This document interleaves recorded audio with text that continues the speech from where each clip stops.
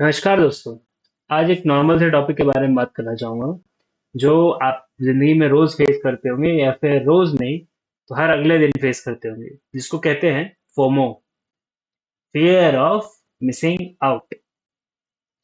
क्या आपने ऐसा फील किया है कि आपके हाथ में कोई चीज आते आते रह गई? क्या आपने ऐसा फील किया है कि आप एक जगह अच्छे टाइम पे पहुंचे थे, बहुत अच्छी डील थी, बहुत सही था वहां पे, आपके हाथ से छूट गई, और इस डर में अब आप आगे चल के, अगर जब आपके साथ ऐसा हो जाए, तो इसकी वजह से, इस डील की वजह से, इस एक्सपीरियंस की वजह से आपने कोशिश की कि आप आगे से ऐसा ना करें।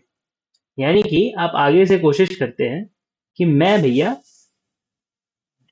जब मेरे को ऐसी डील दिखेगी वापस, ये कुछ भी डील जैसा कुछ दिख रहा है मुझे, ठीक है, तो मैं अ, उसे एकदम हथिया लूंगा, ठीक है, झपट लूंगा, उससे मतलब जाने नहीं दूंगा उसे मैं। आप समझिए कि आपने बस आप बस ऐसे मगरमच्छ की तरह मुंह खोल के ऐसे खड़े हैं, ठीक है, ऐसे ऐसे ऑपर्च्यून, जैसे जैसे कुछ निवाला आएगा, ठीक है, समझ रहे हैं ना आप? तो जो चीज आपने ऐसे करके, ऐसे फोमो की वजह से बाद में खरीदी, सच सच बताना, कहीं वो चीज भी मतलब वो चीज, वो डील, आपको पता चला कि अरे ये तो डील डील ही नहीं थी। अगर आपको कभी भी ऐसा फील हुआ है कि ये डील तो डील ही नहीं थी, ये तो कहाँ मैं बेकार बुद्धू बनाया, ये तो जितना उसका प्राइस था, जितना उसका वो था, जितना उसकी हाइप थी, जो भी था, उससे भी ज्यादा पैसा ले दिया मैंने। उसकी औकात नहीं है उस चीज की इतनी जितना मैंने पैसा दे दिया। क्या आपको ऐसा ठगी फील हुआ है कि नहीं भाई बहनों? आप बताइए। हुआ है ना? अगर हुआ है, आप बताइए मुझे कि आपने ड्यू डिलिजेंस की थी उस टाइम पे। ड्यू डिलिजेंस समझते हैं आप? ड्यू डिलिजेंस मतलब होता है कि आपने देखा था उसे, उसके बारे में जान मतलब जांच वांच की थी। क्या आपने उसके बारे में कुछ भी रिसर्च की थी? आपने उसके बारे में कुछ सोचा भी था कि हाँ ये चीज कुछ ऐसा कर सकती है, काम की चीज? बताइए। आपने रिसर्च की थी उसके बारे में? नहीं, आपको कुछ ऐसा लगा डील है, और फिर आपको बोला गया कि यार ये तो, क्या बोलते हैं उसे, जा रहा है, देख लो, ये ना अभी कुछ टाइम चला जाएगा, लिमिटेड टाइम ऑफर। सुने आपने? Limited time offer, bumper cell, ऐसे ऐसे कितने सारे सेल्स लगते हैं। वो सब क्यों लगते हैं? उसमें बोलते हैं ना, प्रोडक्ट सस्ते हो गए, इतने टाइम से बिक रहे थे, अब अचानक से सस्ते हो गए, पुराना माल निकाल रहा है डीलर। कुछ भी ऐसा मतलब आपने सुना होगा, unique, unique designs, limited time offer. Limited time offer तो पता ही है आपको। एक होता है कस्टम डिजाइन, जो कि लिमिटेड है, ठीक है। ऐसा भी होता है जैसे कपड़ों में, ज्वेलरी में, कि ये डिजाइन अब वापस नहीं बनेगा, है ना। किसी भी चीज में वो लिमिट, क्या बोलते हैं उसे, आप बताइए, कमेंट कीजिए। अब आप बताइए कि जब ऐसा होता है, जब आप मतलब उनके पास जाते हैं, आप उनको बोलते हैं कि आइए भाई साहब, हमारा बुद्धू बनाइए, ठीक है। आप जाते हैं डील ढूंढते हुए, तो आपको डील पकड़ाई जाती है। जो भी इंसान डील ढूंढने जाता है, आप बताइए ना कि उसके साथ क्या होता है। उसको डील पकड़ाई जाती है, दिखा के कि ये देखिए भाई साहब, ये चीज 50% ऑफ, ये देखिए बहन जी 30% ऑफ, ये देखिए चलिए बहन जी के लिए 60% ऑफ, जो भी आप मानिए, ठीक है। होता है ना, ऐसा होता है। जब आपको डील, अब डील ढूंढने जानते हैं कि भाई साहब डील दिखाइए आप, ठीक है, अच्छी डील, इतने परसेंट ऑफ चाहिए मुझे। आपने कभी सोचा है कि वो कहीं दाम बढ़ा के और फिर उसमें डील लगा के नॉर्मल दाम पे ही बेच रहा है? नॉर्मल दाम से भी ज्यादा पे बेच रहा है। 2,000 की चीज है मान लीजिए, ठीक है, 2,000 की चीज है वो एक्चुअल में, जो 2,000 में बेचता है वो दुकान वाला। आपको क्या पता क्या दाम है, अगर आप रोज चेक करने नहीं जा रहे तो। 2,000 की चीज है वो, ठीक है। आपको आपको वो बोलता है नहीं भाई साहब, ये 5,000 की चीज है, 5,000 की चीज है ये। और आपने क्या किया? आपके लिए, सिर्फ भाई साहब आपके लिए, आज के लिए लिमिटेड टाइम ऑफर, ठीक है। अगर आप आज ले लेते हैं, 3,000 मिल जाएगा आपको। 3,000 में 40% ऑफ, ठीक है। तो अच्छी डील मिली आपको। होता है ना ऐसा? होता है कि नहीं होता, आप बताइए। आपको ऐसी डील्स मिली है? आपको कभी ऐसा हुआ है कि आपको कोई चीज, क्या बोलते हैं उसे, नहीं भी चाहिए थी, लेकिन एक पे एक फ्री की वजह से आपने वो चीज खरीदी हो?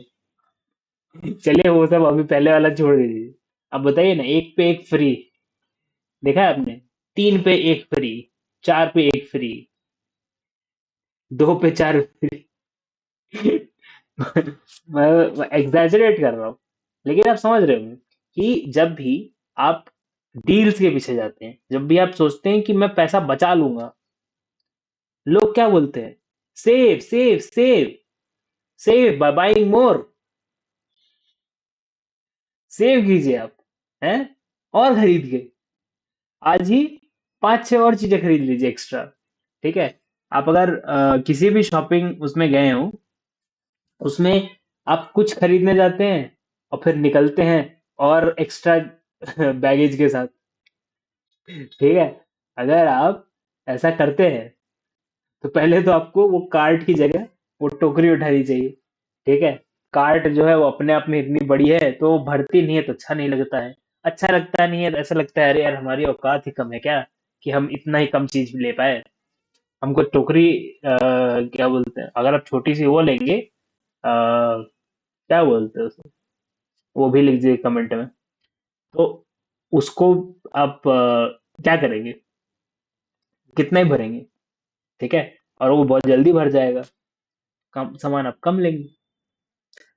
अगर आपको फोमो होता है, अगर आप कंट्रोल नहीं कर पाते अपना खर्चा, आप सोचते हैं कि कुछ हो जाए यार, ये क्या बात हुई, ये तो मतलब खर्चा ही नहीं हो रहा, सॉरी, ये तो बेकार में खर्चा हो गया। आप बाद में रियलाइज करते हैं, आप डीलों के पीछे बेकार में बुद्धू बनते रहते हैं। तो पहली बात तो आप मानिए कि आप बुद्धू हैं, राइट? आप बुद्धू हैं, गलत बात नहीं है। हर इंसान कहीं ना कहीं बुद्धू होता है, बुद्धू होने कोई गलत बात नहीं है। हर इंसान कहीं ना कहीं वीक स्पॉट्स होते हैं, ब्लाइंड स्पॉट्स होते हैं। तो क्या करें फिर? क्या करें? क्या करें अपने ब्लाइंड स्पॉट्स को कवर करने के लिए? आप बताइए, क्या दुनिया में सबकी यही प्रॉब्लम है? दुनिया में आप बताइए ना, क्या सबकी यही प्रॉब्लम है? नहीं है ना। कुछ लोग का होगा कि वो लोग तो यार मुंशी राम, ठीक है, एकदम मतलब एक एक पाई का ध्यान रखते हैं, कहीं गलती से एक पाई भी बेकार में खर्च ना हो जाए। ऐसे भी होते हैं एक्सट्रीम, ठीक है। आपके एकदम अपोजिट हैं आप, डीलों के चक्कर में बेकार फालतू बेकार की चीजें खरीद रहे हैं। वहां पे एक तरफ लोग हैं जो काम की चीज भी नहीं खरीद पा रहे हैं, ठीक है, क्यों? पैसे बचाने हैं, पैसे, ठीक है। ये दोनों ही एक्सट्रीम्स है, दोनों ही आपको मूर्खता से आते हैं, ठीक है। मूर्खता कैसी? पैसे बचाने वाले की मूर्खता कैसी? मूर्खता ऐसी कि इन्फ्लेशन जो है, इन्फ्लेशन नाम की डायन, वो तुम्हारी सारी सेविंग्स खा जाएगी। अगर उस सेविंग्स को तुम या तो बढ़ा नहीं रहे हो किसी तरीके से, या तो तुम्हारा ही खुद का बिजनेस है, तुम उस पैसे को डाल के और फिर अपना बिजनेस एक्सपैंड करके फिर और कमा के, या फिर कुछ और करके। अब वो कुछ और क्या है? उसके लिए हमको चाहिए लाइसेंस, जो लाइसेंस हमारे पास है नहीं, तो हम बताएंगे ही नहीं, ठीक है। पर आप समझ लो, कुछ और क्या हो सकता है जिससे पैसे कमा सकते, ठीक है। और वो इन्फ्लेशन पे कीप अप करे। कुछ नहीं तो यार एफडी जो होती है, क्या वो इन्फ्लेशन से कीप अप कर पा रही है? इन्फ्लेशन, एक चीज आप याद रखिए, इन्फ्लेशन सबका पर्सनल होता है। आप सरकारी नंबरों पर नहीं जा सकते कि इन्फ्लेशन तो इस बार 1% ही हुआ है या 0.5% ही हुआ है। वो तो ठीक है, वो तो लेकिन ओवरऑल है ना। अब वो ओवरऑल में उन्होंने हो सकता है टीवी, फ्रिज, गाड़ी और पता नहीं क्या क्या ले लिया हो। आपने खरीदी गाड़ी इस साल? आप बताइए ना, आपने क्या खरीदा इस साल? उस चीज के हिसाब से कि पिछले साल क्या था उसका दाम, इस साल क्या है उसका दाम, उससे आप अपना पर्सनल इन्फ्लेशन कैलकुलेट कीजिए या करवाइए किसी से। पैसे देंगे? फ्री में तो कोई करेगा नहीं, ठीक है। उससे आपको जनरल आइडिया हो जाएगा कि आपने आपने जो सेविंग्स की, क्या क्या आपके काम को जस्टिफाई कर पाए, क्योंकि आपने टैक्सेस भी तो दिए होंगे। नहीं दिए? ठीक है, कोई बात। आप फिर क्वालिफाई ही नहीं करते हैं मिडिल क्लास के लिए। अगर आप टैक्सेस ही नहीं देते तो आप मिडिल क्लास ही नहीं है, ठीक है। और अब तो सरकार ने वैसे भी 12 लाख कर दिया है, 12 लाख तक कोई टैक्स नहीं है साल का। तो फिर उसके उसके नीचे सारे सारे क्या बोलते हैं, लोअर क्लास हो गए, राइट। मिडिल क्लास तो आप है नहीं, क्योंकि आप टैक्स ही नहीं देते, है ना। तो अब आप बताइए, आपको क्या करना है? आप अगर आपके पास खर्चीली बीमारी है तो आप क्या करना है? सीधी सी बात है, दूसरे को बोलना है। कोई भी आपका हो सकता है, भाई बहन हो, माता पिता हो, कुछ नहीं तो क्या बोलते हैं उसे, दोस्त, ठीक है। सबसे क्लोज तो आपको पता ही है, आपके पति या पत्नी होंगे। तो वो तो है ही, वो तो है ही, वो है तो बेस्ट है, क्योंकि वो तो पूरे टाइम आपके साथ रहेंगे ना। वो तो बेस्ट है, वो तो फाइनेंस मैनेज करने के लिए वैसे भी ऑटोमेटिक ही। अगर आपको ऐसा इंसान टकराया है जो सेव करता है और आप हो बहुत ज्यादा खर्च करने वाले, तो फिर वो तो आपको पीटेगा ही, ठीक है। उसमें तो कोई डाउट ही नहीं है, तो वो तो एकदम सही है अपने आप में। लेकिन बाकी रिलेशंस के लिए आपको उनको जाके बोलना पड़ेगा कि ये लो मेरे अकाउंट का कंट्रोल, देखते रहो उसको, ठीक है। और अगर मैं बेकार में ज्यादा खर्च करूं, क्योंकि बेकार में आप कितना ही खर्च कर लोगे, ठीक है। अगर आपको बीमारी है तो आपको पहले कुछ नया करना पड़ेगा ना। अभी तक जो आप कर रहे थे वो तो काम नहीं कर रहा है, इसलिए कुछ नया तो करना पड़ेगा, कुछ तो नया आजमाना पड़ेगा। तो आप अपनों का सहारा लें, ठीक है। अपने भाई बहन का सहारा ले, दोस्त का सहारा ले। माता पिता का ना ही ले तो ठीक है, माता पिता थोड़े अलग हो जाते हैं, डिफरेंट जनरेशन ना, वो समझेंगे नहीं कि आप क्यों खर्चा कर रहे हैं, ठीक है। इसलिए बस समझते हैं अगर, गो अहेड। बहुत कम होते हैं ना वैसे माता पिता जो समझते हैं कि इस जनरेशन की क्या नीड है और क्या वांट है। अगर आपकी जनरेशन में तो ज्यादा चांसेस है कि वो समझ जाएंगे। आपको समझाना पड़ेगा कि ये एक्सपेंस क्यों है, ठीक है। और जब आपको समझाना पड़ेगा तो आप अपने आप ही उसके बारे में सोचने लगेंगे कि मैं क्यों खर्चा कर रहा हूँ, ठीक है। आप बस ये 66 डेज के लिए ट्राई कीजिए, ठीक है। 66 डेज के लिए आप ट्राई कीजिए। हो सकता है उसके बाद आप खुद ही अपने फाइनेंसेस देखने लगे, ठीक।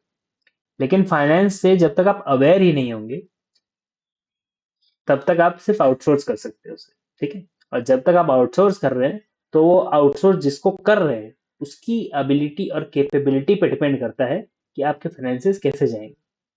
सबसे पहले तो आपने फाइनेंस खराब कर ही दिए अपने, सबसे पहले तो आपके हाथ में था वो। अब आपने किसी और को दिया, अब उसके हाथ में है तो उसकी कैपेबिलिटी। अब उससे आपने अगर वापस ले लिया क्योंकि आप सुधर गए, फिर वापस आपकी एबिलिटी कैपेबिलिटी, राइट। पैसा जो भी संभाल रहा है उसी के हिसाब से वो बढ़ेगा या घटेगा, राइट। आपको कंट्रोल देखना है किसके हाथ में है। और कंट्रोल अगर आपके हाथ में है तो क्या आप कंट्रोल करने लायक हैं उस पैसे को, ये भी आपको देखना है। और आपको ये भी देखना है कि क्या मैं इस चीज पे जितना खर्च कर रहा हूँ उतना काम मैं और कर सकता हूँ वापस। टाइम भी तो होता है ना वैसा। तो सोचिए। चलिए ठीक है। आपने वीडियो देखा। आपको अगर कोई कंसल्टेशन चाहिए, कुछ ऐसे आइडियाज चाहिए, आपको किसी से बात करनी, कुछ प्रॉब्लम्स है, इश्यूज है, आप मेरे से बात कर सकते हैं, कंसल्टेशन ले सकते हैं। 1 घंटे कंसल्टेशन हो गया आपकी, सोल्यूशन मिल जाएंगे। फिर उसके बाद व्हाट्सएप ग्रुप है, व्हाट्सएप ग्रुप में ज्वाइन हो जाइए। उसमें रेगुलर अपडेट्स आते रहते हैं, जब भी कोई नया वीडियो आता है। आखिरकार चैनल सब्सक्राइब कीजिए, लाइक कीजिए, शेयर कीजिए, कमेंट। मैंने बोला था ना कमेंट कर देना, तो कमेंट कर दीजिएगा कि क्या चीज जो है जो मैं बोल रहा था। और अगर आप नहीं समझे तो ये कमेंट कर दीजिए, भाई कुछ समझ में नहीं आया कि क्या क्या कौन सी चीज बोलना चाह रहा था। ठीक है, यही लिख दीजिए, कमेंट कीजिए। ठीक है, कमेंट आप करते हैं तो हमको अच्छा लगता है। आप चाहे कुछ भी कमेंट करें। ठीक है, चलिए, thank you very much for watching this video. मैं मिलता हूँ आपको अगले वीडियो में, तब तक के लिए बाय बाय।